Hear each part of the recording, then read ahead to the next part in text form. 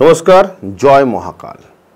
देवी कौमारी कुमार कार्तिकेर अंतर्निहित मातृका शक्ति देवी कौमारी। तंत्रशास्त्रे देवी कौमारीर अनेक रकम प्रयोग है।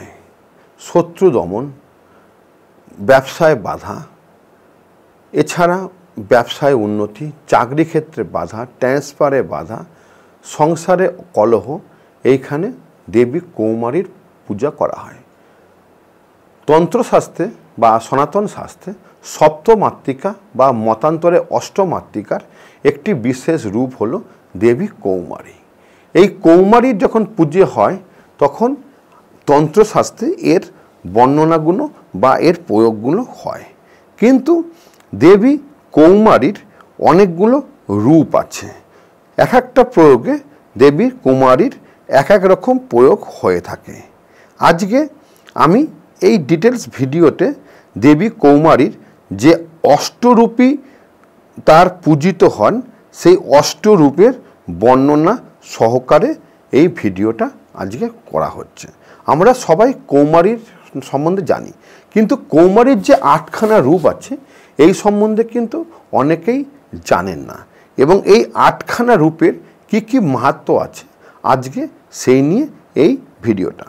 অষ্টমাতৃকা বা মতান্তরে সপ্ত মাতৃকার অন্যতমা কুমার কার্তিকের অন্তর্নিহিত মাতৃকা শক্তি দেবী কৌমারী। তন্ত্রোক্ত অষ্টস্বরূপের উল্লেখ্য বরাহতন্ত্র তথা মুদগল পুরাণে বলা হয়েছে দেবীর এই অষ্টস্বরূপকে একত্রে অষ্টকৌমারী নামে অভিহিত করা হয়ে থাকে। দেবীর এই অষ্টস্বরূপ সমূহ হলেন মুন্ডমালিনী কৌমারী, তৈলক্য মোহনা কৌমারী, নীলা কৌমারী, উন্মুক্তা কৌমারী, কৃষ্ণা কৌমারী, জগৎ রঞ্জনী কৌমারী, পঞ্চবষ্ট কৌমারী, রণত্তা কৌমারী। এই আটখানা রূপে দেবীর ৮ রকম পুজো বা ৮ রকম প্রয়োগ হয়ে থাকে তন্ত্রশাস্ত্রে। আজকে এই আটখানা প্রয়োগের ডিটেলস আমি বর্ণনা করছি। প্রথম হচ্ছে দেবী মুন্ডমালিনী কৌমারী। শুম্ভ ও নিশুম্ভের যুদ্ধে দেবী কৌশিকীকে সহায়তার উদ্দেশ্যে আবির্ভূতা কুমার কার্তিকের অন্তর্নিহিতা মাতৃকা শক্তি স্বরূপিণী দেবী কৌমারী এক তন্ত্রের স্বরূপ হল দেবী মুন্ডমালিনী কৌমারী। ইনি দ্বিভুজা, নর কোডিটির মালা পরিহিতা, ময়ূর বাহানা। দেবীর গাত্রবর্ণ রক্তিম আভাযুক্ত। দেবীর ভৈরব হলেন মুন্ডধর ভৈরব। দেবী বাম হস্তে তীর সদৃশ দণ্ড, দক্ষিণ হস্তে শূল ধারণ করেন। মুদগল পুরাণে দেবীর উল্লেখ রয়েছে। দেবীর পৃথক মাহাত্ম্যের নিদর্শন খুবই বিরল। দেবীর পূজার অন্যতম প্রধান উপকরণ হলেন ময়ূরপুচ্ছ, চিতাভস্ম, শৃগালের রধির, রক্তচন্দন ইত্যাদি। দেবীর সাধনাতে সাধকের সকল অশুভ প্রভাব দূরীভূত হয়। সম্মোহনী তন্ত্রে এর বিশেষ উল্লেখ আছে। সম্মোহনী তন্ত্র অনুসারে দেবী মহাময়ূরী হলেন দেবী মুন্ডলিনীর কৌমারীর অঙ্গবিদ্যেদের একজন। সম্পূর্ণ তান্ত্রিক উপাচারেই পূজিত হন দেবী। দেবীর পূজা পদ্ধতি সম্পূর্ণ গুপ্ত, গুরুগম্য ও জটিল, এবং সকল মঙ্গল সাধনের জন্য এবং আপনার সকল বাধা দূরীকরণের জন্য এই দেবীর আরাধনা এবং প্রয়োগ হয়ে থাকে। দ্বিতীয় হচ্ছে দেবী কৃষ্ণা কৌমারী। দেবী কৌমারীর এক বিশেষ স্বরূপ হল দেবী কৃষ্ণা কৌমারী। ইনি অঘোর কৌমারী নামেও পরিচিতা। দেবী কৃষ্ণবর্ণা, চতুর্ভুজা ও কৃষ্ণবর্ণের হিংস্র সিংহের উপর অধিষ্ঠিতা থাকেন। দেবী নরকটির মালা ও ব্যাঘ্রচর্ম পরিধান করেন। দেবীর ভৈরব হলেন করাল ভৈরব। দেবীর বাম দিকে উপরের হস্তে নরকটি, নিম্ন হস্তে ঢাল, দক্ষিণ দিকের উপরের হস্তে ত্রিশূল এবং নিম্ন হস্তে তরোয়াল ধারণ করে থাকেন। অগ্নিপুরাণোক্ত 64 যোগিনীদের অন্যতমা যোগিনী মহাকুরা হলেন দেবীর অঙ্গবিদ্যের মধ্যে একজন। দেবীর সাধনাতে সাধকের উগ্র বিপদ দূরীভূত হয়। যখন আপনার উপর যখন প্রবলভাবে বিপদ ঘনিয়ে আসে তখন এই দেবীর আরাধনা করা হয়ে থাকে এবং সকল অশুভ প্রভাব বিনষ্ট হয়। কৃষ্ণা চতুর্দশী যুক্ত শনিবার দেবীর পূজার জন্য অন্যতম উপযুক্ত তিথি।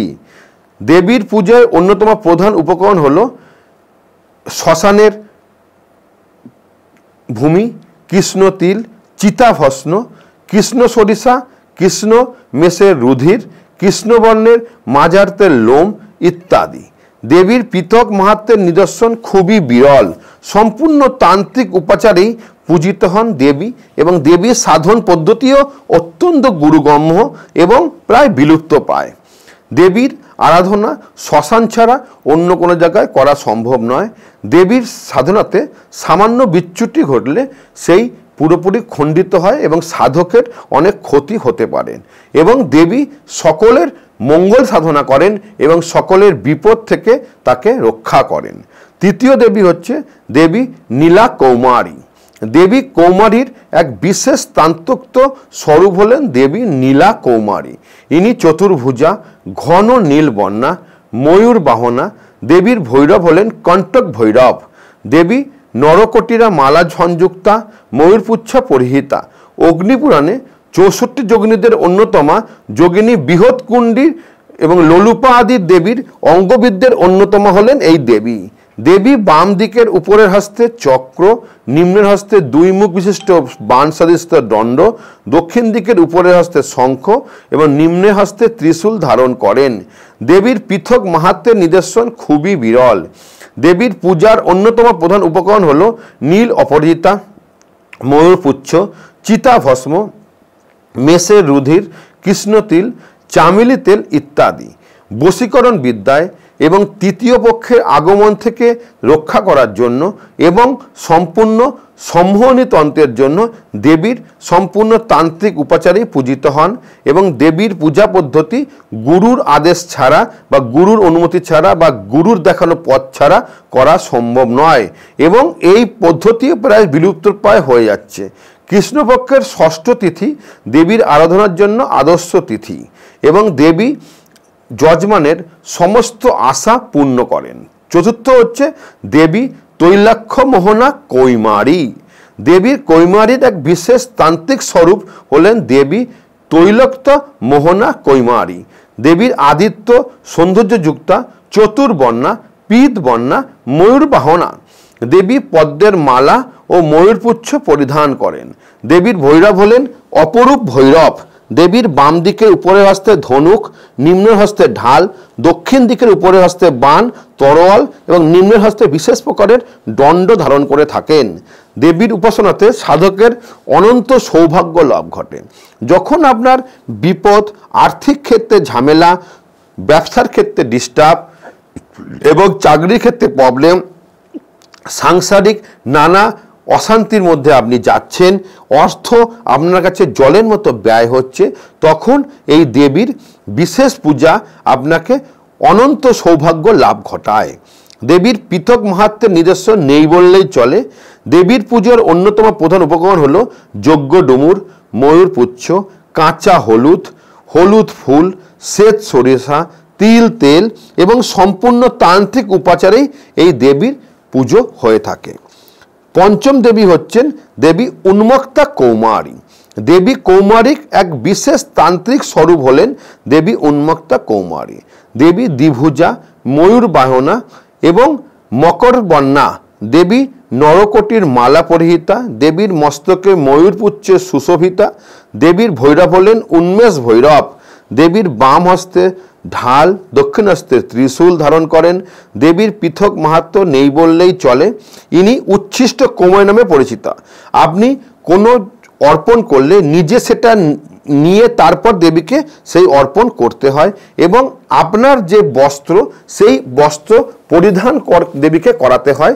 এই জন্যই দেবীকে উচ্ছিষ্ট কৌমারী নামেও পরিচিতা হয়ে থাকেন। দেবীর কৌমারীর অন্যান্য সকল তন্ত্রক স্বরূপের আরাধনার পর সেই নৈবেদ্য দেবীকে অর্পণ করা হয়। দেবীর পূজার অন্যতম প্রধান উপকরণ হল যজ্ঞ ডুমুর, কৃষ্ণতিল, ময়ূরপুচ্ছ, কাকের বাসার খড়, শিগালের রধির। দেবীর সাধন পদ্ধতি সম্পূর্ণ গুরুমুখী এবং অত্যন্ত গুপ্ত এবং গুরুগম্য, জটিল এবং দেবীর সম্পূর্ণ তান্ত্রিক উপাচারেই পূজিত হয়ে থাকেন এবং আপনার সমস্ত বিপদ থেকে দেবী আপনাকে রক্ষা করে এবং আপনার উপর যদি কোনো তান্ত্রিক আচার হয়ে থাকে সেই তান্ত্রিক আচারকে খণ্ডন করার জন্য এবং আপনার উপরে যদি কোনো পিশাচীয় শক্তি আসে বা আপনার ঘরে যদি কোনো পিশাচীয় শক্তির থাকে তখন তাকে সেখান থেকে বের করার জন্য এবং আপনার সৌভাগ্যকে ফিরিয়ে আনার জন্য এই দেবীর আরাধনা হয়ে থাকে। ষষ্ঠ হচ্ছে দেবী জগৎ রঞ্জনী কৌমারী। দেবী কৌমারীর এক বিশেষ তন্ত্রক স্বরূপ হল দেবী জগৎ রঞ্জনী কৌমারী। ইনি চতুর্ভুজা, দেবী গাত্রবর্ণা, গোলাপী আভাযুক্ত, ময়ূর বাহনা। দেবীর মস্তকে ময়ূরপুচ্ছের মুকুট সুশোভিত। দেবীর নরকটির মালা পরিহিতা। দেবীর ভৈরব হলেন জগৎপালক ভৈরব। দেবীর বাম দিকের উপরের হস্তে পদ্ম, নিম্ন হস্তে ঢাল, দক্ষিণ দিকের উপরের হস্তে তরোয়াল এবং নিম্নের হস্তে দণ্ড ধারণ করেন। দেবীর পৃথক মাহাত্ম্য নেই বললেই চলেন। দেবীর অন্যতম পুজো উপকরণ হল দার্দিক, জবা ফুল, মেষের রুধির, ময়ূরপুচ্ছ, কৃষ্ণতিল, মৎস্য ইত্যাদি। এবং এই পুজো আপনার গৃহে সম্পূর্ণ কল্যাণ সাধনের জন্য হয়ে থাকে এবং গৃহে যদি কোনো ভূত প্রেতের আরাধনা বা দেবে কোনো যদি তান্ত্রিক আচার এবং যদি কিছু গোপন ক্ষতি করা থাকে তখন এই দেবীর আরাধনার মাধ্যমে সেটা খণ্ডিত করা হয়। দেবী তান্ত্রিক উপাচারেই সম্পূর্ণভাবে পূজিত হন এবং দেবীর পূজা পদ্ধতিও খুব জটিল এবং বিশেষ কারণ ছাড়া দেবীর পূজা করা হয় না। 7 নম্বর দেবী হচ্ছেন দেবী পঞ্চবক্তা কৌমারী। দেবী কৌমারীর এক বিশেষ তন্ত্রক স্বরূপ হলেন দেবী পঞ্চবক্তা কৌমারী। ইনি মহাকৌমারী নামেও পরিচিতা। দেবী বেশি নাম হচ্ছে এনার মহাকৌমারী, এই নামেই এই পূজা করা হয়ে থাকে। দেবীর পঞ্চাননা, দশভুজা, ময়ূর বাহনা। দেবীর গাত্রবর্ণ উদীয়মান সূর্যের ন্যায়। ইনি নরকটির মালা পরিহিতা। দেবীর মস্তকে ময়ূর পুচ্ছ সুশোভিত। দেবীর ভৈরব হলেন পঞ্চবক্ত চণ্ড ভৈরব। দেবীর বাম দিকে হস্তসমূহে পদ্ম, ঢাল ও দণ্ড একত্রে শঙ্খ, পাশ, বাণ ধারণ করেন এবং দেবীর বাম দিকের সর্বনিম্ন হস্তে নাক, দক্ষিণ দিকে সর্বহস্তে তরোয়াল, ত্রিশূল, গদা, পদ্ম, ধনুক ধারণ করে থাকেন। দেবীর পৃথক মাহাত্ম্যের নিদর্শন নেই বললেই চলে। মূলত শত্রু দমন, শত্রু বিনাশ এবং যে কোনো জায়গায় জয়লাভ করার জন্য ইনি মূলত পূজিত হন। ইনি মূলত দেবী কৌমারীর এক বৃহৎ স্বরূপা।